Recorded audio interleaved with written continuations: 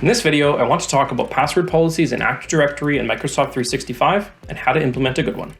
So the historical standard for this has been the age-old 8 characters, uppercase, lowercase, number, and special character, and probably a requirement to rotate it every 90 days.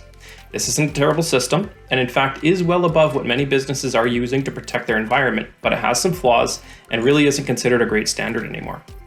First, research shows that conventional complexity requirements actually make passwords easier to guess.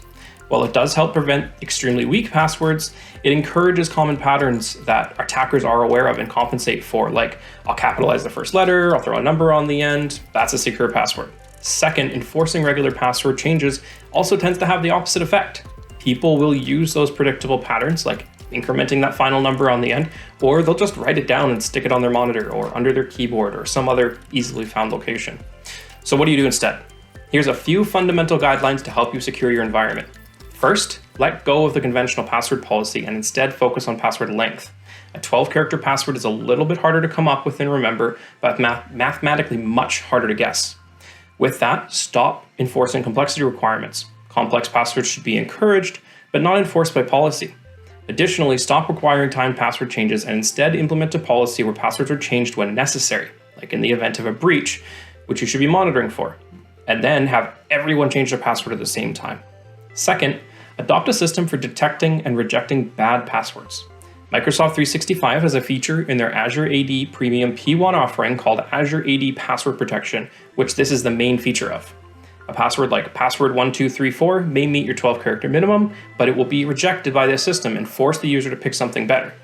It uses a combination of factors like known password lists and things like the user's name, the tenant name, or other many variations on that, which would be easy to guess. This is exponentially more secure than conventional requirements and can also be configured to protect your local domain. And if you aren't using 365 yet, you can protect Active Directory locally through tools such as Open Password Filter, although they aren't as robust and require more manual administration. Lastly, and most importantly, a good password policy is one that is backed up by multi-factor authentication. The best password in the world is no match for multi-factor authentication, as it significantly increases the challenge for an attacker to gain access to your environment. You are no longer an easy target. I always use the analogy of the locked versus unlocked car in the car park. Most break-ins take advantage of complacency or forgetfulness. Using multi-factor authentication can even prevent your environment from being compromised in the event of a successful phishing attempt.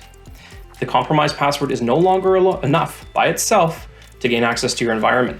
There are many ways to implement multi-factor, whether through SMS, mobile apps, a physical timecode token, or something like a USB token like YubiKey. There's always a solution that meets your business's needs.